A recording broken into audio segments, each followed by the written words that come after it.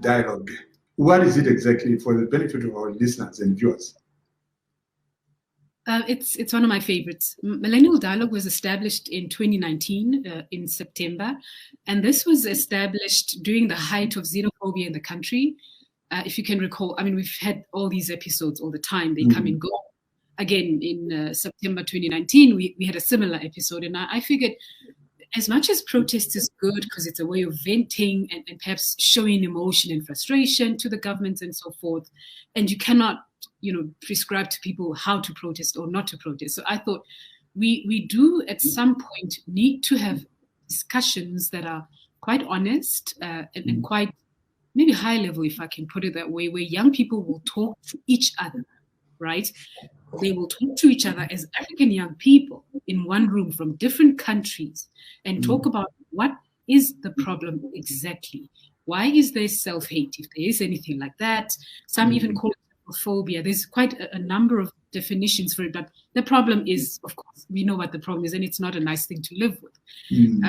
Millennial Dialogue seeks to address that. What we do is we get these young people on a panel in one room, as varied in terms of profiles, characters, and sectors as possible, so that they can begin to engage about critical matters that affect the continent.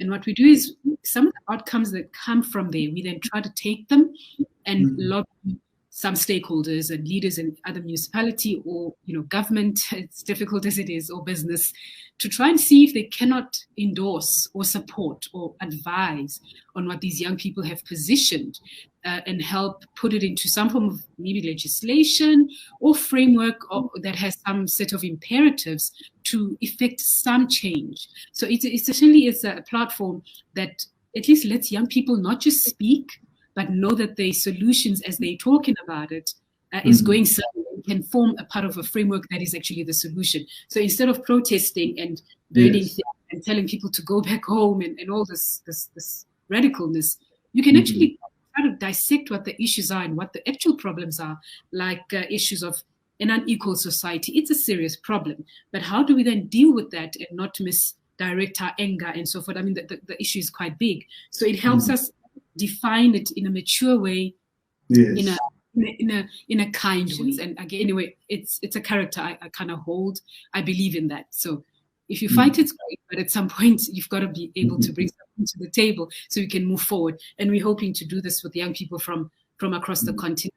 We try to in that way so they can learn to understand, number one, their different cultures, different languages, because they're from different countries, and understand that all these countries are under Africa, and that a South African problem could easily be a problem in Angola tomorrow. So what you want to discuss is Africa, not just South Africa. Yes.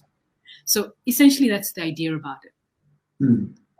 Now let's fast forward to the main, topic of the day. You are a writer and a publisher. Tell us more about this work and what actually prompted you to go into publishing.